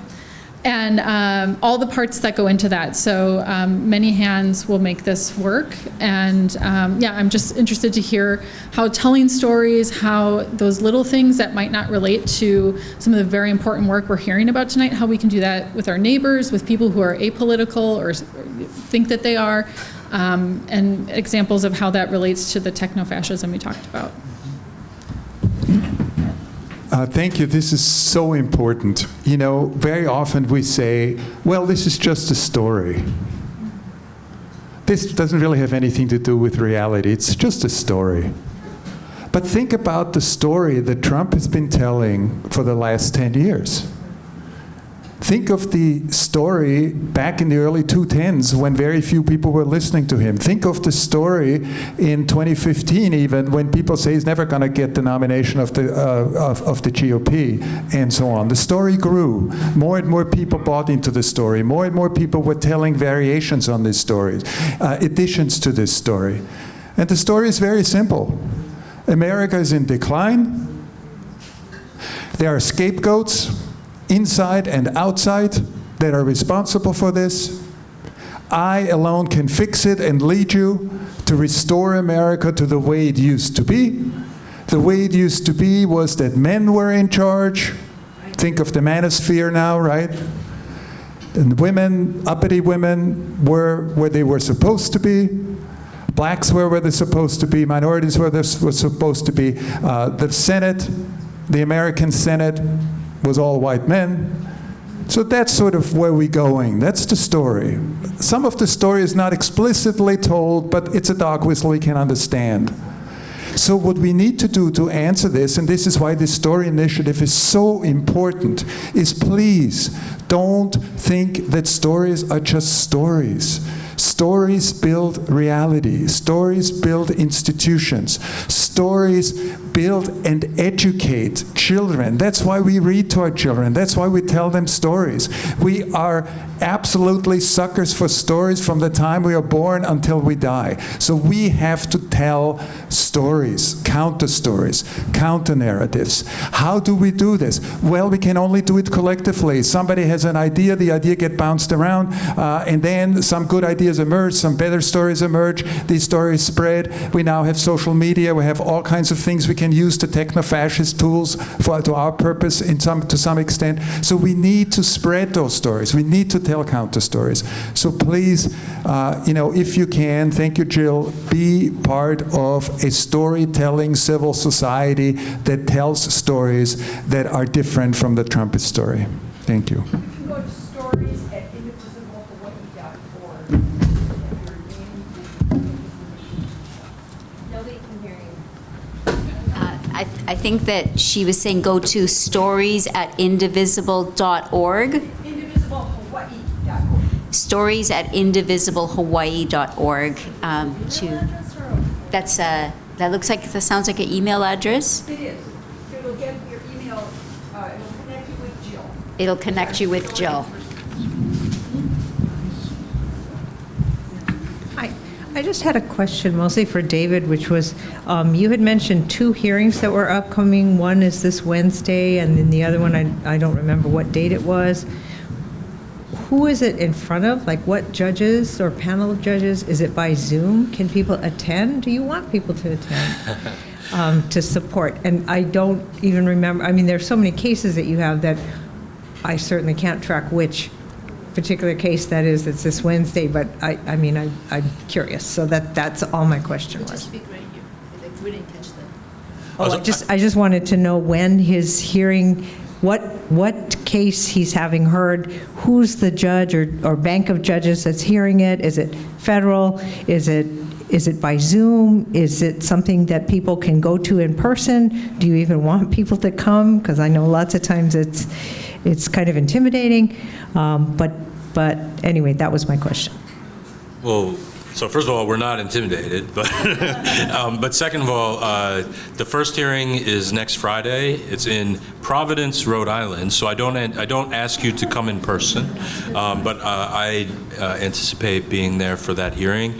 That's next Friday, the 18th of April, and that concerns the Institute of Museum Services. Will it be broadcast or Zoom or anything where people can watch and listen? Yes, so there is a YouTube. It's in front of Judge McConnell. I mean, I don't have a link with me right now, but so it's if you go to the district, it's a federal court. It's the United States District Court for the District of Rhode Island. It's in front of Judge McConnell. The case is called Rhode Island versus Trump. And it's so that's next Friday. The Friday after that is the case of New York versus McMahon. That's the dismantling of the Department of Education. Motion for both are motions, hearings on motions for preliminary injunction. I don't recall the judge's name off the top of my head right now. It's a District of Massachusetts judge, and I believe that one also will be available on YouTube and is able to be viewed. This event is being live streamed, so we have friends out there in the ether who are participating with us, which is why we've been such sticklers for speaking directly into the mic so that they can hear us. So this event will also be recorded and available on the HawaiiJ20.com website if you want to send the link to people who weren't able to be here, or if you want to listen to it again. Hi there. Thanks for your talks. This has been really helpful. I'm Nicole. I'm part of Harris United Methodist Church. David, you were talking about how your strategy is to collect evidence, build a case. You might have heard, but like MSNBC or something. I heard that the Arizona Attorney General has set up a page on their site for people to report problems they're having with Social Security. And I'm sure there's a lot of other issues that are happening that might be illegal. Is that something that the Hawaii Attorney General's office is thinking about, setting up a webpage to collect this kind of evidence, or should some of our groups start trying to collect that kind of evidence for your office? So right now what we have is a way of reporting complaints. In general, the lawsuits that we've been handling do involve government agencies. So the primary declarants that we've had in terms of affidavits have been, government officials and things like that. To the extent that people feel that their civil rights are being violated, we accept all complaints. The email address is hawaiiag@hawaii.gov. I'll say that again. It's hawaiiag@hawaii.gov. That's also an email address that you can use for basically asking if you had an inquiry about something or a question about some aspect of something. We can't answer a lot in terms of legal advice. We're legally prohibited from providing legal advice to members of the public. But to the extent that you are seeing things, we are all ears. Just as an example, when it comes to issues regarding immigration, we rely on people like the Legal Clinic and Liza Ryan Gill, who work in these spheres to inform us of what's going on, because otherwise we don't know what's going on. So to the extent that that people are seeing things or observing things that they believe are worth or merit the Attorney General's attention, then again, hawaiiag@hawaii.gov. And we may be working on something more substantive and maybe a little bit more flashy in terms of providing a form or something like that for people to fill things out. Thank you. First of all, thank you all for being here. I would love to hear if each of you could think of, if you could ask everyone in this room to do one thing, like to leave here and have their one bullet point action that they're going to take, and I'd love to hear from everyone if they're willing, what would you have everyone here leave here and do?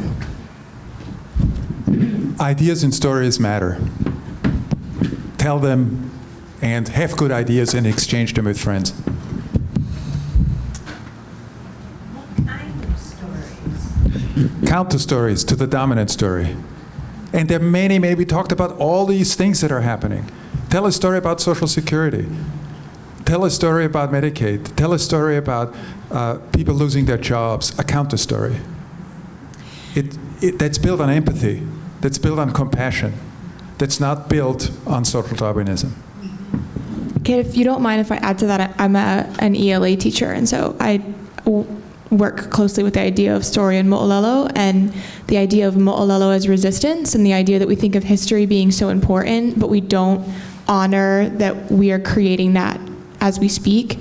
So as much as you can, share story about any aspect of your existence to anyone that will hear, write it down, take pictures, tell keiki, like, that is, I think, one of the most powerful things as humans that we can do is to connect, to communicate. So I really appreciate that call to action. So I'm legally prohibited from providing political advice of any kind. So what I can say is that from my perspective, it's my belief that the Trump administration is one of their major goals is to disorient and confuse people and to make people afraid. And I think that one of the best ways to combat that is to find news sources that you find to be reliable, but that aren't necessarily partisan or sensationalist. I mean, I prefer the New York Times in terms of the reporting. I think that the New York Times does a very good job of reporting on what's happening in the Capitol. I also feel that they're independent. They don't have owners who are, sort of questionable background. I also believe that reading the BBC website provides excellent news coverage on an international level about sort of how international people are perceiving the events. And so I would just recommend finding those reputable news sources so that you can stay informed and not be subject to propaganda. That's a hard question. I think for me, it would be to keep learning. It's not just about whatever policy area affects your life directly, but it's about the grand picture of everything, right? Think about how all these pieces move together, and keep in mind that policy change takes time too, right? The momentum that you're building now as a community, as a collective, right? That should keep going regardless of who's in office next, because again, as has been mentioned before, Trump is a symptom of the problem. This problem has been building for decades and decades, and it's no accident that you get a fascist in power. This is what's been in store all along, right? So, beyond what's immediately in front of us, right, we have to keep thinking about the long term and how to really build something better out of the ruins that Trump is trying to foster over here. So please just keep stay engaged and work together. Yeah. Okay. So we have a tax fairness coalition where you can find out about all the fascinating tax updates that are happening in the state. Yeah. We have action alerts and stuff. So I was instructed to bring a QR code sheet. So this huge QR code will take you to our mailing list if you want to join that. I mean, please join, because otherwise it'll just be 3 people talking at each other, and it would be great to have actual conversation going on besides just policy wonks talking about whatever. So please, we would really appreciate you guys just coming through. Yeah, HITaxfairness.org. I actually forgot the site myself, but that's a place to go and be involved in some shape or form. So thank you. Thanks. Did you have a second question? I was going to ask if you wanted to add. Oh, if I want to add. Well, this may not be popular, but I've really noticed that on the street that Gay and I live on, neighbors who are really lovely and we've spoken with for years have all of a sudden lost their minds and are saying the most insane things that are conspiratorial and hateful and talking about how Biden didn't do anything to help people in North Carolina, like just nonsense stuff. So it's like, we've made it our mission to change their minds. Like, I know it's not easy to talk to people who are spewing. It can be lethal. I know it's not easy to talk to people who are saying really horrible things and are supporting really awful things, but I think it's really crucial. Like, they are a significant part of life here in the United States, and we cannot allow them to continue to have nothing to turn to other than a fascist, right? We have to show them that there is another way. So I don't know how exactly we're going to accomplish that, but I think what I would recommend is that there is no one that I won't talk to when I need to change their mind. I know, be careful. Oh, I know. To have a teacher moment, just to kind of summarize everything that was shared. Leaving today, we're going to tell our stories. We're going to subscribe to the New York Times and check BBC. We're going to keep learning about the future, looking at where we've come from and where we're going. And we're going to talk to people as much as it is safe to do so.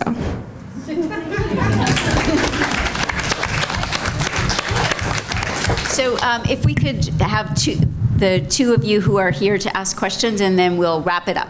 Okay. Yeah. Public radio, too, please. Oh, they're so smart. Thank you all, and thank you, Harris, and thank everybody else for being here, because we're in a dark forest, and things are happening, and we have to learn how to be active, engaged citizens again, and I'm number one in line wanting to do that. So Devin, I really appreciated the way you were trying to bring in the mechanisms of D.O.G.E. With what's destabilizing the flourishing of our own community here in our own state. And you said you might be able to throw out some policies that right now would change the shape of taxation and who pays what and who has power and why they have power and why public officials have so much difficulty in enacting things for the public good. And I think it has something to do with donations and campaigns and the Supreme Court rulings that anything goes. So what can we do? Should we tax Bezos? And I mean, what do we do? Yeah. Citizens United. Yeah. That's a part of it, definitely. Yeah. I have to be careful about what I say here, but you're advocating a policy. Yes, you don't have to. I think there are just countless things that we can do right now. Let me give you an example of a bill that was recommitted recently, but was going along in the legislature for a while, which is capital gains, raising capital gains, which are investments basically, right? There's a loophole right now that means that people who are obscenely wealthy pay a maximum capital gains rate of 7.25%, which is absurd. It should be way higher than that. Just because you have your money invested in stocks or something doesn't mean that you should pay a lower tax rate than someone who's working a job. I don't think that's a good idea, but that's one of the good, like the most immediate examples I can think of. There's capital gains, there's conveyance tax, which happens when a property is sold. What about empty homes tax? Empty homes tax is a good idea too. That's more of like a county level idea, but that's also gaining traction as well. It's all good. Like, I guess there's so many things that I could talk about, and I just want to focus. I mean, for now I'm focusing on a few, but I can like provide resources too if folks are interested. Yeah, go to the website has ideas. Yeah, but basically, yeah, tax super wealthy people, especially those from out of state. Yeah. Eat the rich, I like it. But Yeah. why aren't our public officials able to move forward on doing the right thing that they know they should do? That's what I meant when I said I have to be careful about what I say, because I have a lot of personal thoughts about that publicly as a representative of my organization. I'll say, yeah, well, money is powerful, and wasn't it Upton Sinclair who said that it's hard to get someone to understand something when their salary depends on it? I don't know.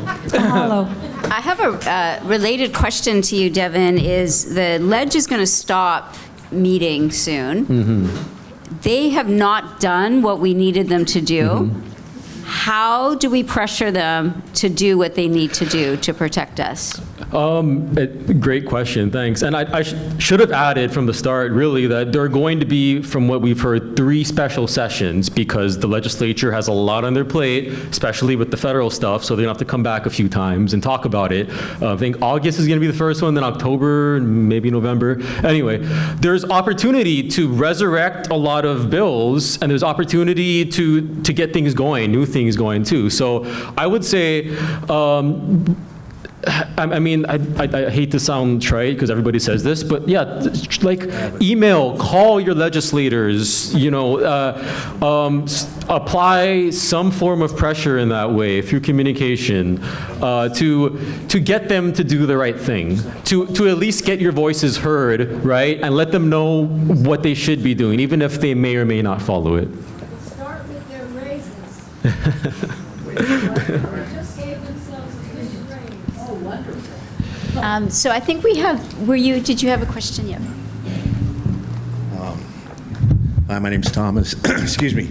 I'm not the best of health right now.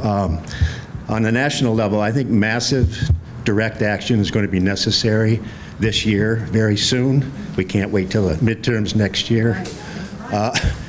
There's only one group called People Power United. On their website, they claim they're planning up to 200 different acts of civil disobedience. Next week, Saturday, there's another national hands-off protest. But what I'd like to know is anybody among these groups, I've noticed they have a general strike sign on their desk. That's what I'm talking about. Most Americans have no idea what that is.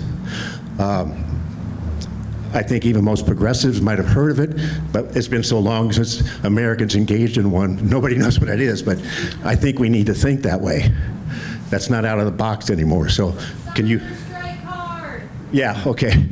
Is there any plans to educate Americans ASAP? Okay, thank you. And is one planned yet? Has a date been picked? We need 11 million people. Exactly, okay, well, maybe next Saturday we'll get 10 million instead of 5, so. But that's what that's going to take. I mean, storytelling is nice, policy is nice, but it's time not to play nice anymore.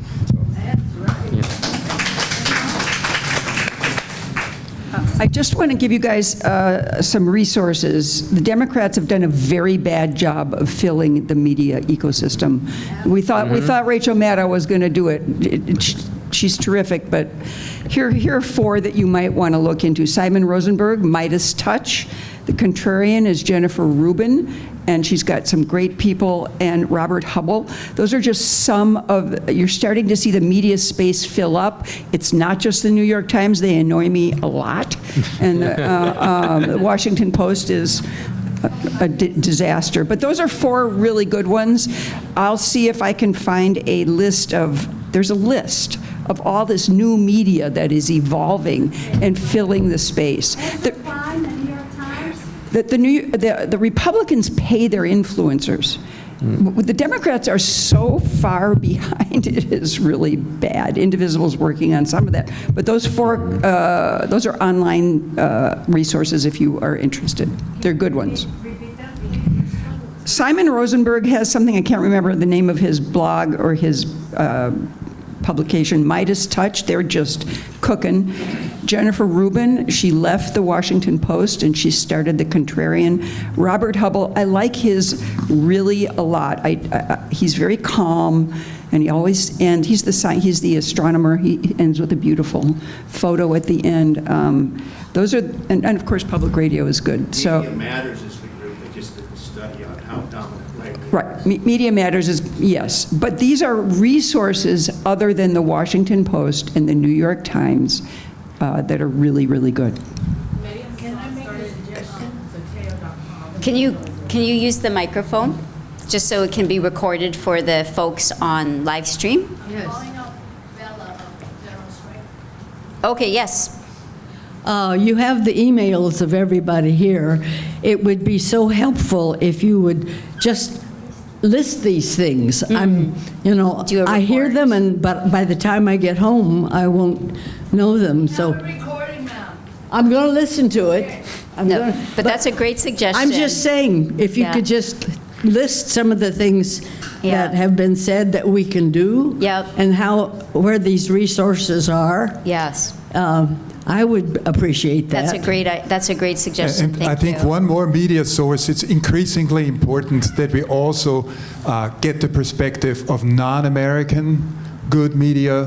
And I really suggest, if you can, look at The Guardian. That's a UK paper. And they, if you can subscribe, it's great. If not, they actually let you read the full article, not just 5 articles, but more than 5 articles.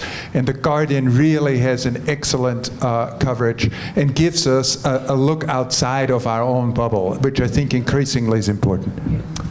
And sorry, can I add one more? So my favorite is the Majority Report podcast. It's a really, really good one with a ton of info packed into it, and they aren't. Again, I'm going to moderate. They are not part of the establishment, so that's a good thing. So Bella from General Strike. Yes. Hello. Yes, I appreciated the question from our friend over here, I guess about a little bit more insight into that. So there is a coalition going on right now to call to action for a general strike. There has been a lot of research behind this idea of 3.5% of the population, or 11 million people. That is what it will take for us to get some momentum, get some action. And so currently we have about 1,500 strike signers for us in Hawaii, but this is a national coalition. Most of our projects right now are web-based, so you can come up and take a look at we have links to resources connected with locally our partners like 5051. We partnered with Indivisible, and really what we're out here trying to do is we want to collect as many people as we can and gather resources such as mutual aid, such as time banking, things that will be sustaining for folks. And we have heard a lot of concern from people too that maybe don't have a means of employment currently or are retired, and there's a space for everyone in this movement. Really, it's just a way to get some activism going so that we can really make a stand and disrupt the capitalism machine as it stands right now. What is the general strike? The general strike is, I'm gonna read my paper here. It's working people collectively refusing to work until demands are met. Oh. Yes. So you have to have resources to. Yes, so sorry. This is the population. Yes, so this is not, we are reaching out, and we have an entire outreach team that's connecting with unions, but what we're really trying to do is make sure that there is going to be support networks for everybody that is going to be participating in the strike. It's not just a one-day protest. It's yes. Like you're in it until you win. Yeah. So you're asking people not go to work. You come up with the system. The French do it well. South Koreans know how to do this. Going to 1968 in this country when there were numerous continuing strikes. Yes, the 1960s is a historic time where we did see lots of prolonged strikes. I mean, I think a lot of us too can think back to even like the civil rights era, the Montgomery bus boycotts, things of that nature are the history behind it, where we're leaning into those resources and looking back on like she was saying the 1968 strikes, taking a look at history and seeing the momentum that was able to be made from those movements as well. Thank you. Thank you. Yeah, thank you. Rose, yes? Oh, what? What's going on next Saturday? What's going on next Saturday? I don't know. The 19th. Oh, I don't have, I'm sorry, I don't have information about that. Community Day of Action. If you want more information about it, we have lots of information. Okay. Go over to 5051 table 4 if you're interested in hands-off.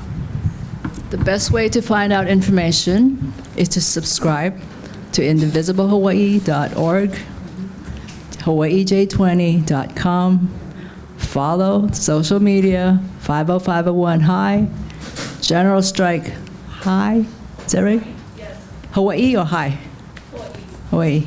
But we're all linked to each other. Find us. If you're not subscribed to the J20 yet, there's a list. Please write carefully so I can read your handwriting. I don't have all of your emails. I don't. So make sure that we do, and we will tell you what's happening next Saturday, next Wednesday, next Thursday, Sunday, as soon as we can figure it out. Big database would be really awesome. Yeah. Make one, baby. So thank you, thank you, thank you. What we are doing here today is not just listening to one another. We are building the new society that we want to live in, right? This is what we're doing here right now. We are talking to one another. We are refusing to be isolated from one another. We are trying to think of what is the best path forward so that we can protect one another. We are feeding one another. We are listening to one another. So please, please join us on May the 9th from 6 to 8 for our next forum, which will be Standing United for Our Rights and Freedoms, when we will be talking about civil rights, constitutional rights, etc. To be announced, we're hoping here at Harris, fingers crossed. I'm looking at you, Karen, back there. So thank you, everyone, for coming out tonight. Thank you to our speakers for their time and their energy and their knowledge. Thank you to all of you for your time and energy and knowledge, and we will see you again, I'm sure. Good night.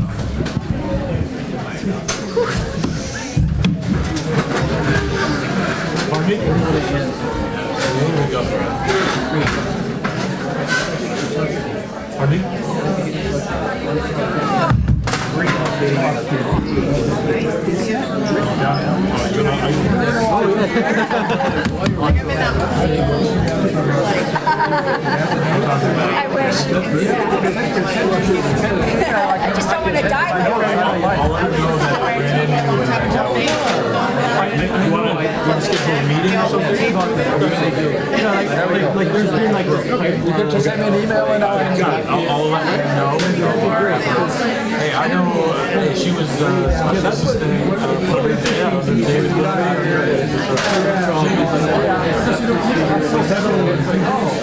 I mean, I think it's all of a sudden, but it's like,